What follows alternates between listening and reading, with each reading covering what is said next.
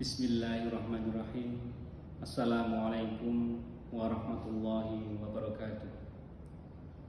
Innal hamdalillah nahmaduhu wa nasta'inuhu wa nastaghfiruh wa na'udzu billahi min shururi anfusina wa min sayyiati a'malina. May yahdihillahu fala mudilla lahu wa may yudlilhu fala hadiyalah. Allahumma shalli wa sallim ala sayyidina Muhammad wa ala alihi wa sahbihi ajma'in. Amma ba'd. Yang kami hormati para alim ulama, para sepuh bini sepuh, para pimpinan Telkom Group Retail Magelang, sarta para sedherek sedaya keluarga ageng Telkom Group Retail Magelang ingkang dirahmati Allah Subhanahu wa taala. Alhamdulillah, puji syukur selalu kita panjatkan kepada Allah Subhanahu wa taala atas limpahan nikmat dan karunia-Nya, baik dalam bentuk kesehatan, keselamatan, serta kemudahan dalam kehidupan kita.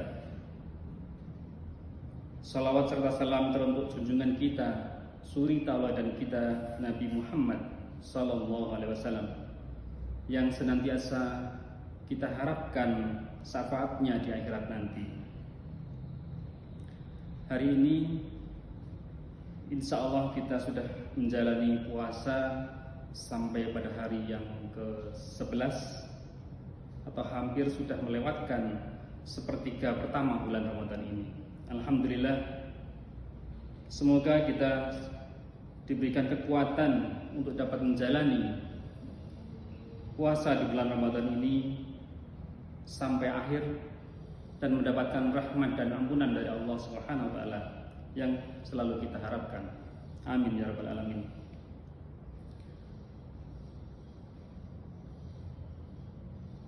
Para sahabat Telkom Group Retail Magelang yang dirahmati Allah, mohon izin menunaikan amanah dari panitia Ramadan untuk menyampaikan sepatah dua patah kata sebagai renungan kita dalam suasana bulan Ramadan ini. Bulan puasa yang kita jalani saat ini mempunyai banyak keistimewaan atau hikmah. Salah satunya, puasa mengajarkan kepada kita beberapa prinsip kebahagiaan dalam kehidupan manusia. Hakikat yang dicari manusia dalam kehidupan ini ada satu, yaitu bahagia atau kebahagiaan.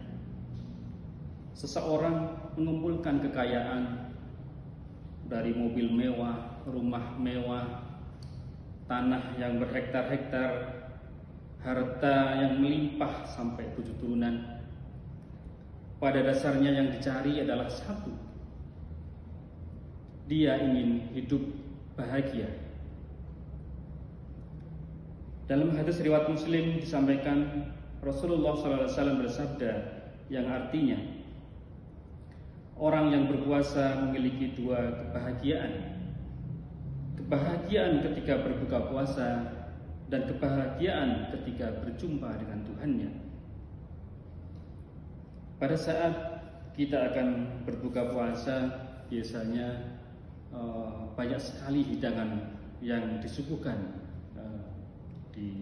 pada saat kita berbuka. Tetapi pada saat kita sampai ingin rasanya kita menghabiskan seluruh makanan dan hidangan tersebut,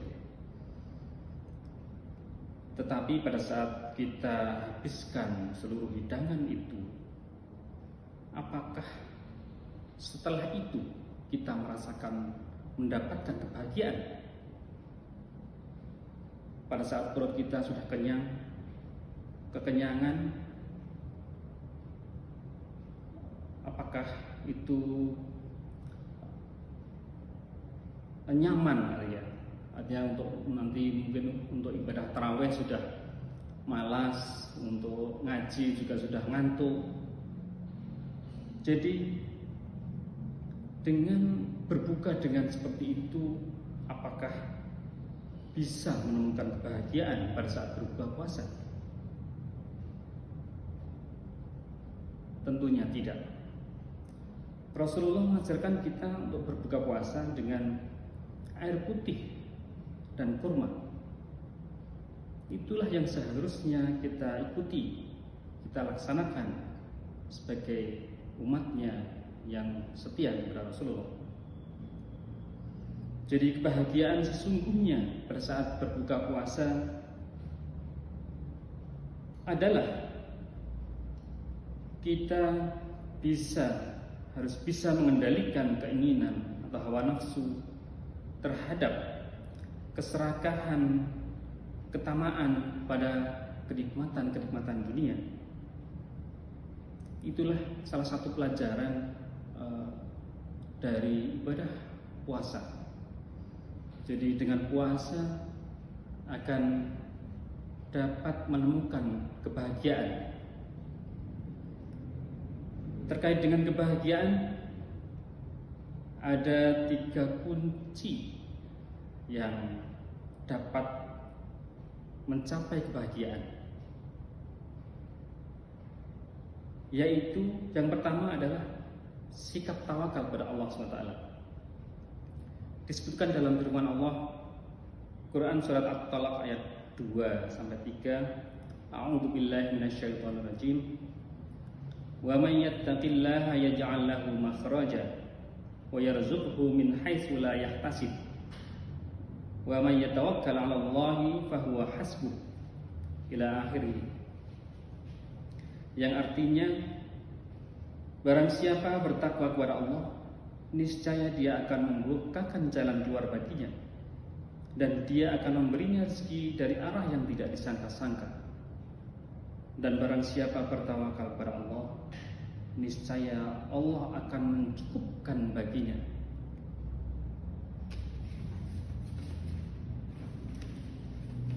Dalam hadis juga disebutkan Nabi SAW bersabda yang artinya, seandainya kalian bertawakal kepada Allah dengan sebenar-benar tawakal, maka Allah akan memberi rezeki kalian sebagaimana Allah memberi rezeki kepada burung.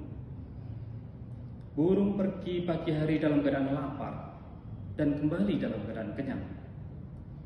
Hadis riwayat Tirmizi. Jadi tawakal kepada Allah SWT menjadikan seseorang hanya menyandarkan diri kepada Allah, ibarat seperti seekor burung yang setiap pagi bangun, terbang mencari rezekinya, begitu kenyang pulang, tanpa ada prasangka ketakutan akan tidak memperoleh rezeki. Jadi dengan tawakal kepada Allah, yaitu menyandarkan sepenuhnya diri kepada Allah SWT, maka dia akan memperoleh kebahagiaan, akan diberikan kebahagiaan oleh Allah SWT. Kemudian kunci yang kedua adalah membahagiakan orang lain, akan mendatangkan kebahagiaan untuk diri sendiri. Membahagiakan orang lain memiliki berbagai macam bentuk, baik ada yang bersifat materi seperti kita membantu fakir miskin, atau mungkin yang dekat dengan lingkungan kita mungkin kadang-kadang traktir teman-teman kita untuk makan, atau kita memberi hadiah kepada istri atau suami kita. Itu banyak macam membahagiakan orang lain. Atau juga bersifat non materi, misalnya mendamaikan dua orang yang berselisih, memberikan saran atau nasihat yang baik kepada teman-teman kita, atau bisa jadi cukup dengan memberikan senyuman kepada teman-teman kita. Itu sudah dapat memberikan kebahagiaan kepada orang lain. Jadi ada satu quote ya, mungkin yang bisa menggambarkan ini, yaitu ada quote, bahagia melihat orang lain bahagia, Jadi dengan memberikan kebahagiaan kepada orang lain, maka kebahagiaan akan mengalir pada diri kita. Itu kunci yang kedua. Kemudian yang terakhir, kunci yang terakhir, yang ketiga, yaitu adalah hati yang bersih. Kebahagiaan hakiki hanya akan diberikan oleh Allah SWT kepada manusia yang punya hati yang bersih. Bersih dari hal-hal yang bisa mengotorinya, yaitu rasa sombong, rasa benci, rasa iri dengki, rasa dendam. Itu yang akan bisa mengotori hati manusia. Hati yang bersih ini kebalikan. Jadi dengan kunci yang kedua tadi, kebalikan dari yang kedua. Hati yang bersih ini bisa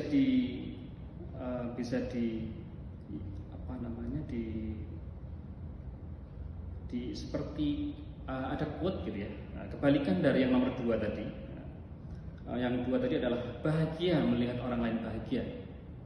Kalau hati yang bersih ini ada quote, susah melihat orang lain senang, atau senang melihat orang lain susah. Jadi ini bisa menjadi tolak ukur kita. Kita bisa mengukur diri kita, apakah hati kita sudah bersih atau belum.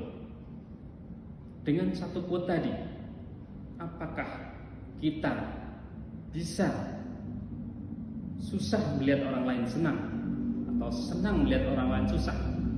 Kalau masih seperti itu, berarti hati kita masih belum bersih.